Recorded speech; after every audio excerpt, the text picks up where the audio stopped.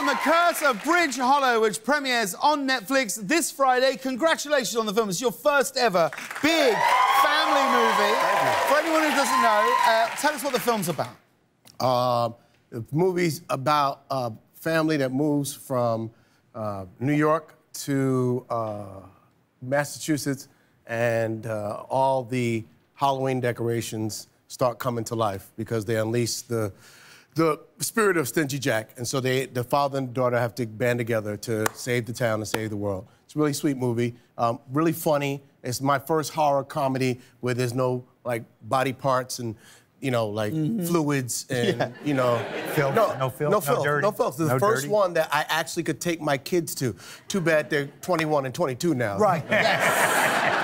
Now, as we saw in the clip, you get to wield a chainsaw around. You enjoy shooting action scenes like that? Is that something you enjoy? It looks fun on TV, but I learned something. See, make sure you pick the right shoes. It's fun if you have sneakers on. When you are doing action and you are in some hard-bottom shoes, it's not fun. I can only imagine. The Rock must have feet that look like my father's. Good callback. Yeah. See, that was quick. Wow. Thanks. Off the dome. Yeah. Now, you're quite the daredevil, which I didn't know. You recently took what I would consider to be a very scary flight to a Canadian island. Oh, my God. Is this right? That was crazy. Go on. What? I went to Vancouver Island to Tofino for a vacation, and you got to fly from a small prop plane from a small airport. And here, there's security at every airport, right? If we get to that airport, nothing. They're just sort of like, you good? Yeah, I'm good. So we're waiting, and the flight's an hour late. And then the gate agent actually gets on the mic and goes, all right, so the plane will be here soon, and we're going to try to make it over to the island. Oh, God.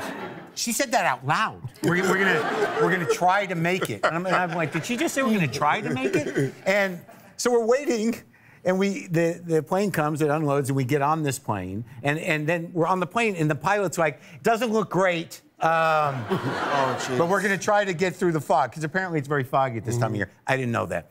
So the idea was, he says we're gonna take off, and if we can't get in, we'll just come back. And I'm like, that's too long to spend on a prop plane. Have you ever been on a prop plane? I have. You just assume they're going to go down. Correct. Why wouldn't you? Yeah. So there's me and like 12 people on this plane, and we get to where we're supposed to land, and it's fogged in. So he says, we're going to circle. 20 minutes circling. Oh, God. And there's no door to the cockpit. I see the pilots, and it's too much information because I don't know anything about flying. So I see the guy like start reach down. He's reaching onto his seat, and it's a little, you know, he's going quick. And I'm thinking like, oh, God, do you want me to do it? It seems awkward. So anyway, he says, I'll circle one more time. So this is the third time. And I'm like, this is crazy. And then we feel the plane kind of start to go down. And a guy on the plane goes, I think he's going for it. And we're all like, he is! And he got on under the clouds, and he landed that thing. And I thought it was heroic, but apparently just another day at work for that guy.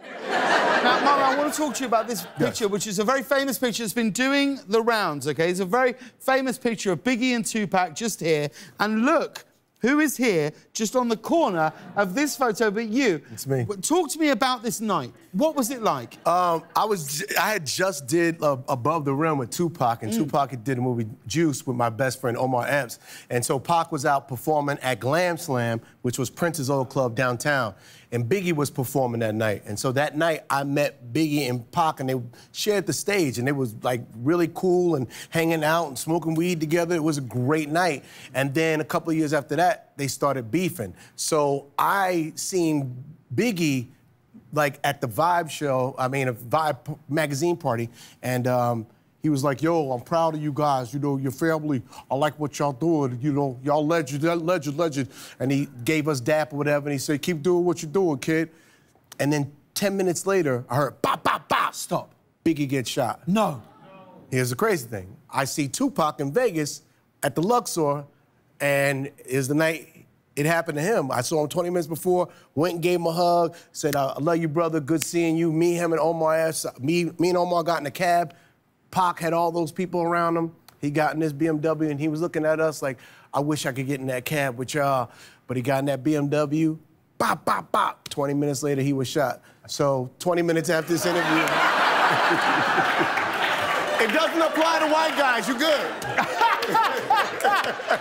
Wow, that's an incredible story. I think that's oh my God. Yeah, no, it's crazy because I'm sitting there watching both of them in the background of that picture, and yeah, I love them both, miss them both, and yeah.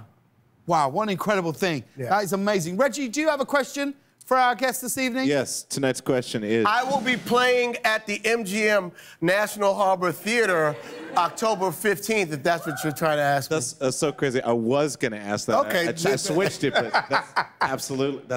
How's he... But you were also going to ask Mark where he's playing in London, right? yeah, totally. No. It was it's sold out. Oh, it's just...